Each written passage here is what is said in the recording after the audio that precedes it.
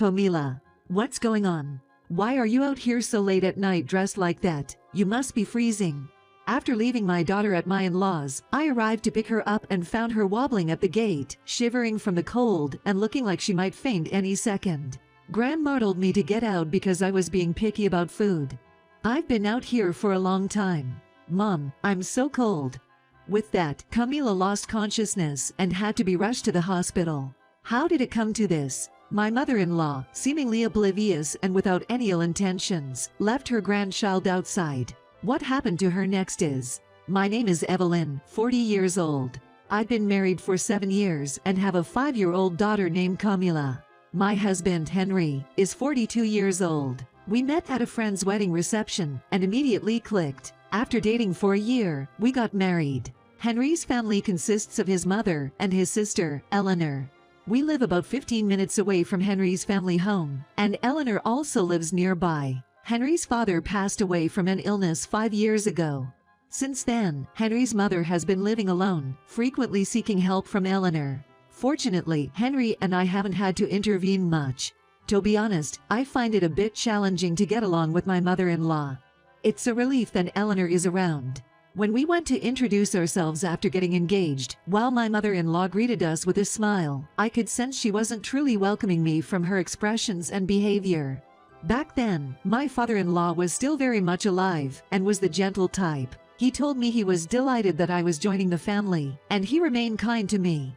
However, with my mother-in-law, even after getting married, I always felt judged, like I was constantly being tested on my cooking, cleaning, and overall knowledge, evaluated on my suitability as the wife of her eldest son. Henry once told me, my mom is strict with everyone, including herself. While I knew this, I still felt the tension. Our relationship wasn't exactly the best. A year into our marriage, I found out I was pregnant, and both Henry and I were ecstatic. When we informed our in-laws after the first trimester, my father-in-law was overjoyed, while my mother-in-law simply offered a faint smile and a curt congratulations, her stern gaze seemingly intensifying. Every time I'd visit my in-laws' house, I'd hear things like, "You're a mother now. How can you not manage this?" Or "You should do it this way, not that way." Getting scolded or corrected for even the smallest things. If I became too relaxed in their home, she would tell me, "Just because you're pregnant doesn't mean you can't at least get the coffee. If you don't move around, you won't have a healthy baby." While Henry and Eleanor would come to my defense, the visits were always uncomfortable. I tried to remind myself that maybe this was just how my mother-in-law is, but with every meeting, my aversion towards her grew. During these times, I often called my mom, who was always on my side, to vent out my frustrations. My parents divorced when I was young, so it's always been just me and mom. She's always been there for me no matter what. She's always been my rock. She'd often remind me, every family has its own ways. What's normal for us might not be for the Henrys. Since you married into the Henrys, try to adapt to their ways. She'd also add, but remember, sometimes you might be in the right. It's about finding a balance. Her words consistently provided me with the confidence and strength. Mom telling me that gave me affirmation and motivation to keep going. Still, at that time, there were no calls from the in-laws' house, and my mother-in-law didn't barge in, which was a relief. After Camila was born, we'd only visit during major holidays like Thanksgiving or Christmas, and it was usually Henry taking Camila to visit. Thanks to that, I didn't have to see my mother-in-law too often.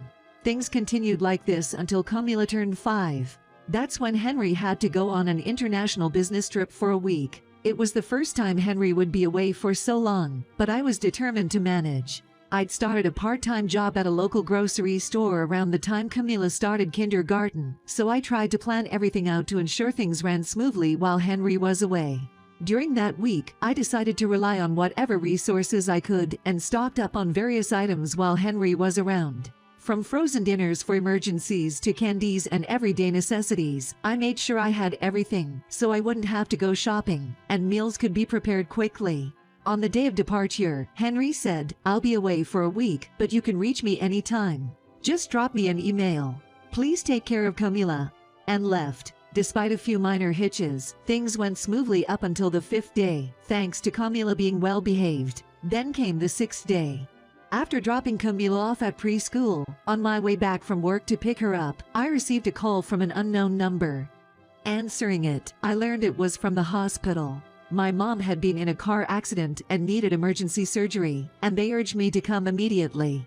I needed to pick up Camila, but I was torn about bringing her to the hospital given the dire situation. I thought of asking a friend, who we often help out in times of need. But she was out of town for the day.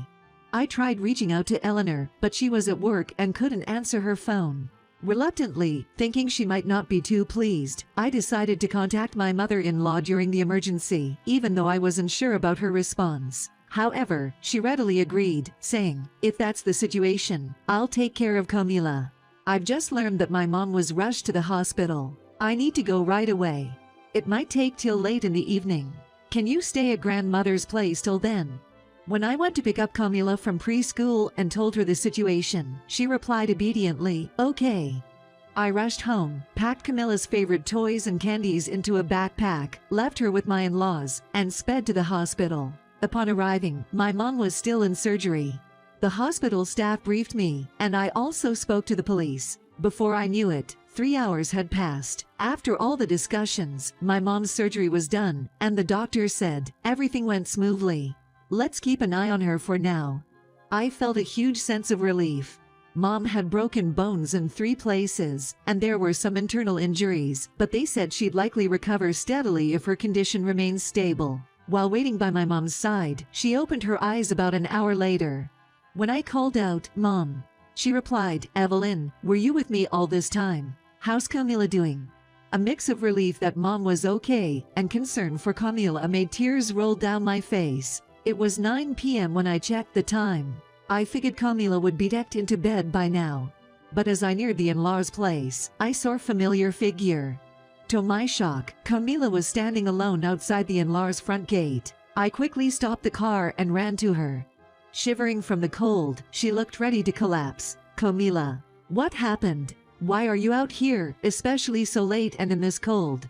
I quickly took off my jacket and wrapped it around her, holding her tight. With a feeble voice, she said, "Grandma told me to get out because I was being picky with food. I've been out here for so long. Mom, I'm so cold."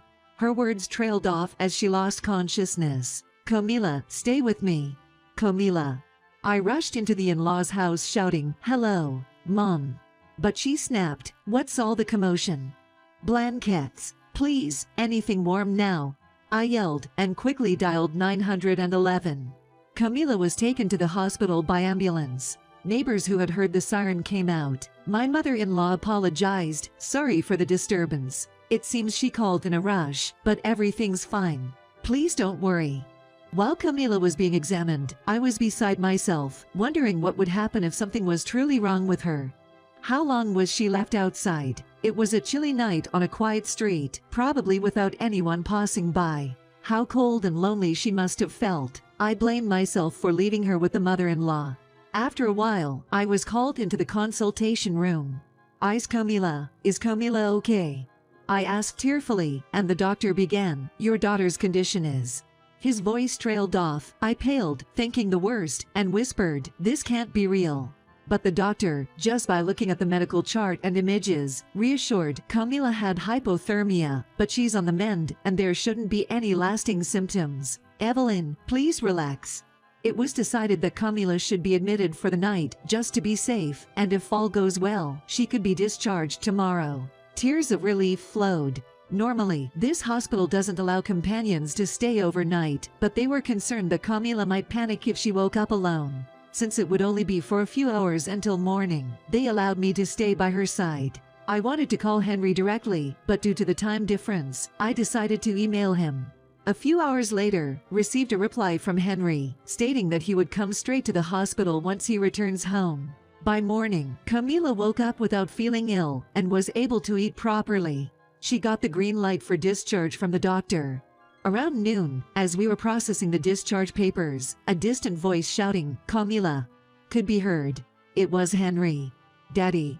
Camila called out, running with a smile to embrace him. "I'm sorry for scaring you, I'm really sorry." Henry apologized, stroking her head while hugging her. Once home, Camila and I decided to rest, but Henry, determined and angry, said, "I can't forgive this. I'm going to settle this," and headed to his parents' house. When Henry arrived, his mother greeted him as if nothing had happened. "Oh, welcome. What did you do to Camila yesterday?" "I just told her that if she's going to be picky about the food I made, she can stay outside." The mother-in-law was unapologetic. Even when Henry told her about Camilla's hypothermia and that she might have been in mortal danger if found any later, she just responded with a nonchalant "I see." When he informed her that Camila was discharged this morning, she retorted, "I thought as much. Evelyn is just overreacting. I used to be sent outside all the time when I was a child." She even went on to imply that it was my fault for calling an ambulance. When Henry asked her why did you leave her outside, the mother-in-law's response was, "I was just letting her reflect outside for a bit. I checked on her from the window every now and then. I just got caught up talking on the phone with a friend, and it took longer than expected." That's way too much, even for discipline. The pickiness is probably because Evelyn isn't cooking properly. That's not true. You have no idea how much effort Evelyn puts into making Camila like vegetables. But his words fell on deaf ears, and the conversation went nowhere. It's pointless to argue any further. We won't rely on you anymore, and I don't plan on letting Camila or Evelyn see you again. With that, Henry left and returned home. He then contacted Eleanor and briefed her on the entire situation, asking her to take care of things from now on since he and his family wouldn't be visiting the in-laws anymore. Mom's gotten a lot more stubborn over the years. I get an earful quite often too. But I feel really bad for what happened to Camila, so please take good care of her. As for Mom, I'll take responsibility and look after her. I'll still contact you if anything happens. And please tell Evelyn I'm sorry for everything," Eleanor conveyed to Henry. However, a few hours later, Henry received a call from Eleanor. It seems like Child Protective Services and the police went to the in-laws' house. On that day, Camila was left outside, drenched in spilled soup, which led to her hypothermia. The hospital found the situation unusual and contacted Child Protective Services, who decided to conduct an investigation. Eleanor explained to them that this kind of neglect wasn't a regular occurrence, but they insisted on having a detailed conversation with the mother-in-law, so they took her to the police station. My mother-in-law was screaming, "Why do I have to go to the police station? I didn't do anything wrong. This is ridiculous." All the way to the car. Later, a staff from Child Protective Services visited our house, asked us several questions, and checked on our living conditions. Luckily, they found no issues with us and were relieved to see Camila was safe. A few days passed, and Eleanor contacted us again, informing us that my mother-in-law had been given a light sentence and now had a criminal record.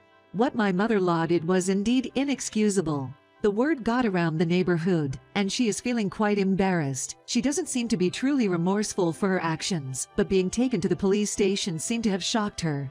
As a result, she's been less critical of Eleanor. As for us, we moved in with Mom around the time of her release from the hospital. While Mom had a long hospital stay, visits from her granddaughter Camila lifted her spirits and motivated her to work hard in rehab. Thankfully, she was able to be discharged. She was still a bit unsure about living alone, but Henry suggested, "Why don't we live together?" When I mentioned this to Mom, she joyfully said, "I'd love that." Camila was thrilled to be with her loving grandma. After moving in, Mom took it easy for a while, but since she got tired of just sleeping and also believed cooking would serve as a form of rehab, she started preparing dinner.